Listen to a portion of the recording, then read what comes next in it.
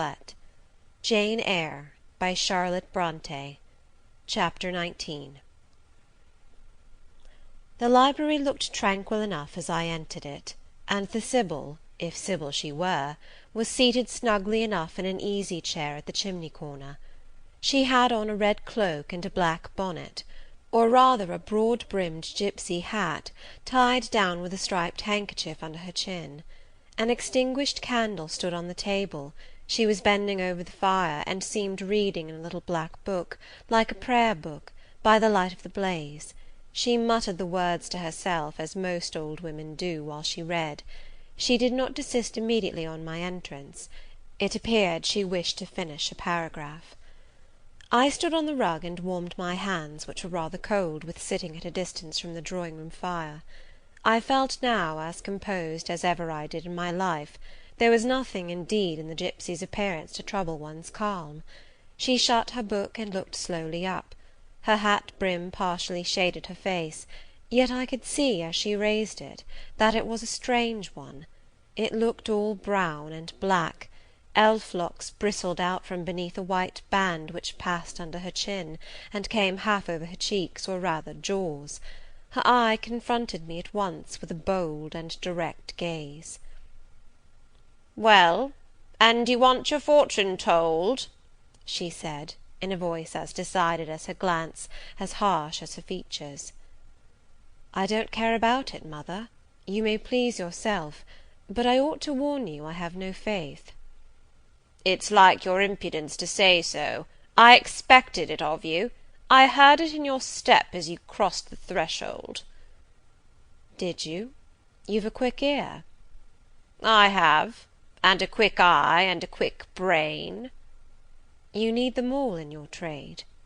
"I do, especially when I've customers like you to deal with. Why don't you tremble?" "I'm not cold." "Why don't you turn pale?" "I am not sick." "Why don't you consult my art?" "I'm not silly." The old crone knitched a laugh under her bonnet and bandage. She then drew out a short black pipe, and lighting it, began to smoke.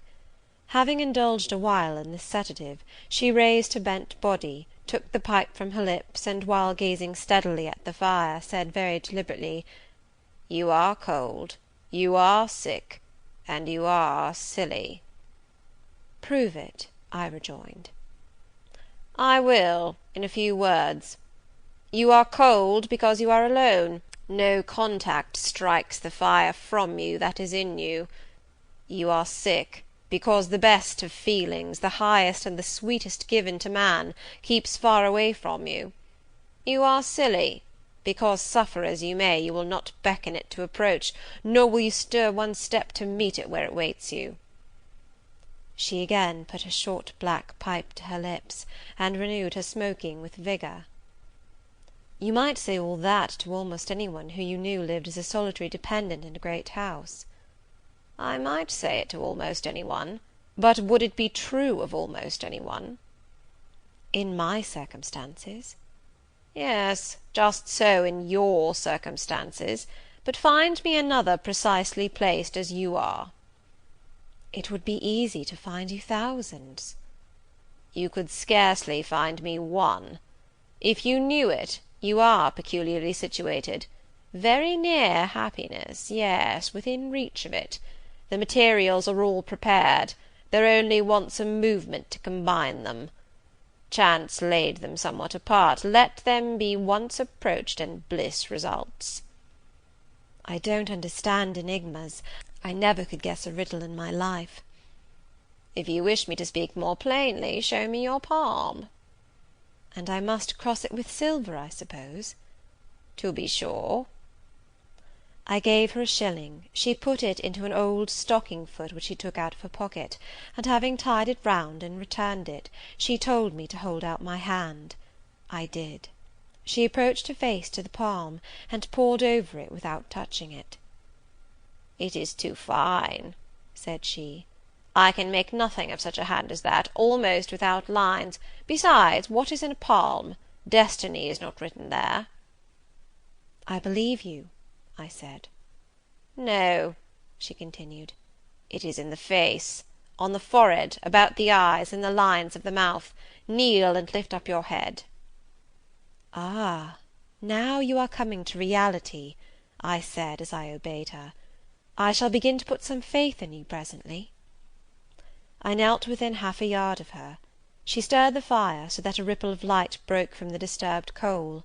The glare, however, as she sat, only threw her face into deeper shadow; mine it illuminated. "I wonder with what feelings you came to me to-night," she said, when she had examined me a little.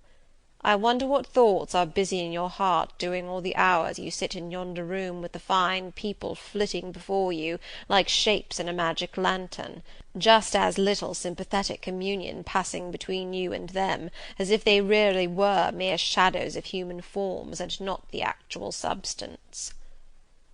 "I feel tired often, sleepy sometimes, but seldom sad."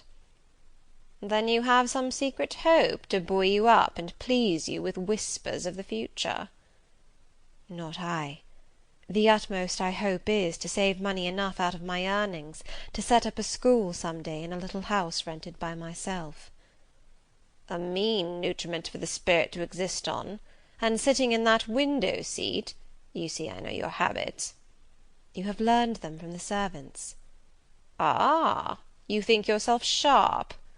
Well, perhaps I have. To speak truth, I have an acquaintance with one of them, Mrs. Poole." I started to my feet when I heard the name. "You have you?" thought I. "There is diablerie in the business after all, then." "Don't be alarmed," continued the strange being. "She's a safe hand, is Mrs. Poole, close and quiet, any one may repose confidence in her. But as I was saying, sitting in that window seat, do you think of nothing but your future school? Have you no present interest in any of the company who occupy the sofas and chairs before you? Is there not one face you study, one figure whose movements you follow with the least curiosity?" "I like to observe all the faces and all the figures." "But do you never single one out from the rest? Or it may be two?" "I do, frequently. When the gestures or looks of a pair seem telling a tale, it amuses me to watch them." "What tale do you like best to hear?" "Oh, I have not much choice. They generally run on the same theme, courtship, and promise to end in the same catastrophe, marriage." "And do you like that monotonous theme?" "Positively I don't care about it. It is nothing to me." "Nothing to you? When a lady, young and full of life and health, charming with beauty and endowed with the gifts of rank and fortune, sits and smiles in the eyes of a gentleman you—" "I what?" "You know, and perhaps think well of." "I don't know the gentlemen here. I have scarcely interchanged a syllable with one of them; and as to thinking well of them, I consider some respectable, and stately, and middle-aged, and others young, dashing, handsome, and lively; but certainly they are all at liberty to be the recipients of whose smiles they please, without my feeling disposed to consider the transaction of any moment to me." "You don't know the gentlemen here? You have not exchanged a syllable with one of them? Will you say that of the master of the house?" "He is not at home." "A profound remark! A most ingenious quibble! He went to milk it this morning, and will be back here to-night or to-morrow. Does that circumstance exclude him from the list of your acquaintance, blot him, as it were, out of existence?" "No, but I can scarcely see what Mr. Rochester has to do with the theme you had introduced." "I was talking of ladies smiling in the eyes of gentlemen; and of late so many smiles have been shed into Mr. Rochester's eyes, that they overflow like two cups filled above the brim. Have you never remarked that?" "Mr. Rochester has a right to enjoy the society of his guests." "No question about his right. But have you never observed that, of all the tales told here about matrimony, Mr. Rochester has been favoured with the most lively and the most continuous?" The eagerness of a listener quickens the tongue of a narrator. I said this rather to myself than to the gipsy, whose strange talk, voice, manner, had by this time wrapped me in a kind of dream. One unexpected sentence came from her lips after another, till I got involved in a web of mystification, and wondered what unseen spirit had been sitting for weeks by my heart, watching its workings, and taking record of every pulse. "Eagerness of a listener," repeated she.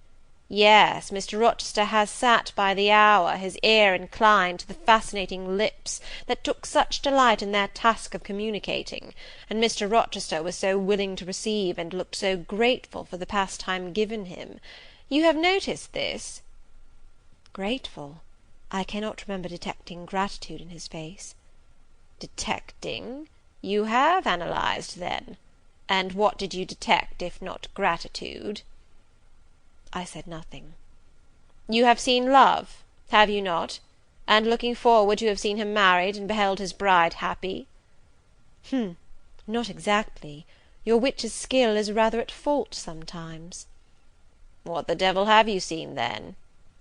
Never mind. I came here to inquire, not to confess. Is it known that Mr. Rochester is to be married? Yes, and to the beautiful Miss Ingram. Shortly? Appearances would warrant that conclusion, and no doubt, though with an audacity that wants chastising out of you, you seem to question it, they will be a superlatively happy pair. He must love such a handsome, noble, witty, accomplished lady, and probably she loves him, or if not his person, at least his purse. I know she considers the Rochester estate eligible to the last degree, though, God pardon me, I told her something on that point about an hour ago which made her look wondrous grave. The corners of her mouth fell half an inch. I would advise her blackavist suitor to look out. If another comes with a longer or clearer rent-roll, he's dished. But, mother, I did not come to hear Mr. Rochester's fortune. I came to hear my own, and you have told me nothing of it. Your fortune is yet doubtful. When I examined your face, one trait contradicted another. Chance has meted you a measure of happiness, that I know. I knew it before I came here this evening. She has laid it carefully on one side for you. I saw her do it. It depends on yourself to stretch out your hand and take it up, but whether you will do so is the problem I study. Kneel again on the rug. Don't keep me long. The fire scorches me. I knelt. She did not stoop towards me, but only gazed, leaning back in her chair. She began muttering. The flame flickers in the eye. The eye shines like dew. It looks soft and full of feeling. It smiles at my jargon. It is susceptible. Impression follows impression through its clear sphere. Where it ceases to smile, it is sad. An unconscious lassitude weighs on the lid. That signifies melancholy resulting from loneliness. It turns from me, it will not suffer further scrutiny. It seems to deny by a mocking glance the truth of the discoveries I have already made, to disown the charge of both sensibility and chagrin. Its pride and reserve only confirm me in my opinion. The eye is favourable. As to the mouth, it delights at times in laughter. It is disposed to impart all that the brain conceives, though I dare say it would be silent on much the heart experiences. Mobile and flexible, it was never intended to be compressed in the eternal silence of solitude. It is a mouth which should speak much, and smile often, and have human affection for its interlocutor. That feature, too, is propitious. I see no enemy to a fortunate issue but in the brow, and that brow professes to say, I can live alone, if self-respect and circumstances require me to do so. I need not sell my soul to buy bliss. I have an inward treasure born with me, which can keep me alive if all extraneous delight should be withheld, or offered only at a price I cannot afford to give. The forehead declares, reason sits firm and holds the reins, and she will not let the feelings burst away and hurry her to wild chasms. The passions may rage furiously, like true heathens as they are, and the desires may imagine all sorts of vain things, but judgment still shall have the last word in every argument, and the casting vote in every decision. Strong wind, earthquake, shock, and fire may pass by, but I shall follow the guiding of that still small voice which interprets the dictates of conscience. Well said, forehead. Your declaration shall be respected. I have formed my plans. Right plans I deem them, and in them I have attended to the claims of conscience, the counsels of reason. I know how soon youth would fade and bloom perish, if in the cup of bliss offered but one dreg of shame or one flavour of remorse were detected; and I do not want sacrifice, sorrow, dissolution; such is not my taste. I wish to foster, not to blight; to earn gratitude, not to wring tears of blood, no, nor of brine. My harvest must be in smiles, in endearments, in sweet that will do. I think I rave in a kind of exquisite delirium. I should wish now to protract this moment ad infinitum, but I dare not. So far I have governed myself thoroughly. I have acted as I inwardly swore I would act, but further might try me beyond my strength. Rise, Miss Eyre, leave me. The play is played out. Where was I? Did I wake or sleep? Had I been dreaming? Did I dream still? The old woman's voice had changed; her accent, her gesture, and all were familiar to me as my own face in a glass, as the speech of my own tongue. I got up, but did not go. I looked, I stirred the fire, and I looked again; but she drew her bonnet and her bandage closer about her face, and again beckoned me to depart. The flame illuminated her hand stretched out. Roused now, and on the alert for discoveries, I at once noticed that hand. It was no more the withered limb of eld than my own. It was a round supple member, with smooth fingers symmetrically turned. A broad ring flashed on the little finger, and stooping forward, I looked at it, and saw a gem I had seen 100 times before. Again I looked at the face, which was no longer turned from me; on the contrary, the bonnet was doffed, the bandage displaced, the head advanced. "Well, Jane, do you know me?" asked the familiar voice. "Only take off the red cloak, Sir, and then—" "But the string is in a knot. Help me." "Break it, Sir." "There, then, off, ye lendings!" And Mr. Rochester stepped out of his disguise. Now, Sir, what a strange idea! But well carried out, eh? Don't you think so? With the ladies you must have managed well. But not with you. You did not act the character of a gipsy with me. What character did I act? My own?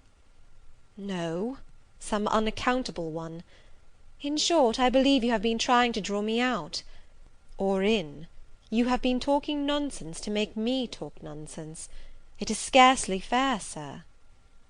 Do you forgive me, Jane? I cannot tell till I have thought it all over. If, on reflection, I find I have fallen into no great absurdity, I shall try to forgive you; but it was not right.